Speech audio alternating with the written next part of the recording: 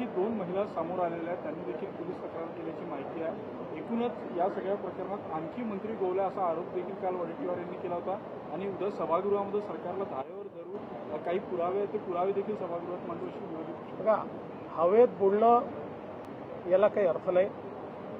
खरात यांचं प्रकरण अत्यंत गंभीर आहे।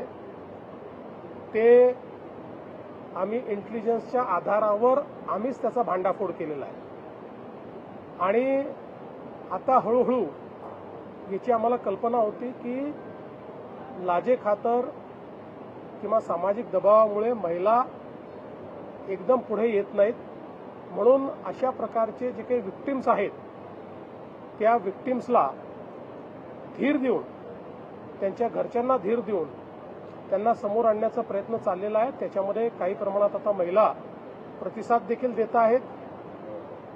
या संपूर्ण प्रकरणाची अत्यंत वरिष्ठ स्तरावर मॉनिटरिंग होते आहे।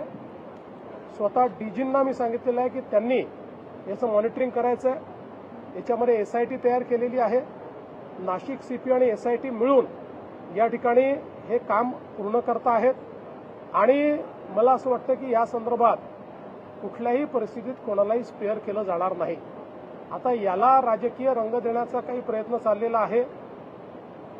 कोणाजवळ काही पुरावा असेल तर त्यांनी तो निश्चित आणून द्यावा, त्याच्यावरही कारवाई होईल। पण विनाकारण प्रत्येक गोष्टीला केवळ राजकीय रंग। आता अनेक लोक जायचे, विरोधी पक्षाचे कोण कोण गेले त्यांचे मी पुरावे देऊ शकतो। माझ्याकडे सर्वात जास्त तर माझ्याकडे पुरावे आहेत याचे, पण ते पोलिसांकडे आहेत। ते पोलिसांचं काम आहे, ते माझं काम नाही आहे।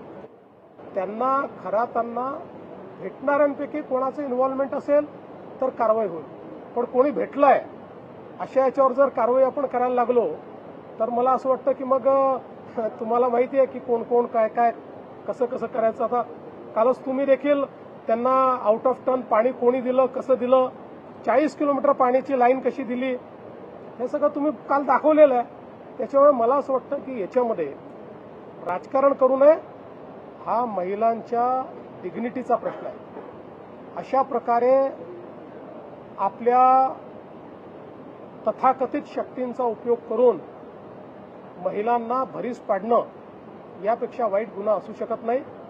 काही झालं तरी त्यांना त्याची शिक्षा ही भोगावीच लागेल।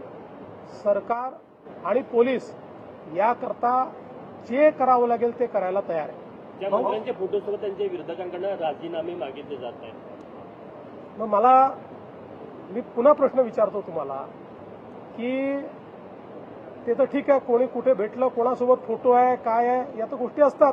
कोणी कोणासोबत फोटो असू शकतो, पण ज्यांनी मंत्रिमंडळाची विशेष बैठक बोलवून 40 किलोमीटर दुरून त्यांना पाणी दिलं त्यांना काय शिक्षा द्यायची?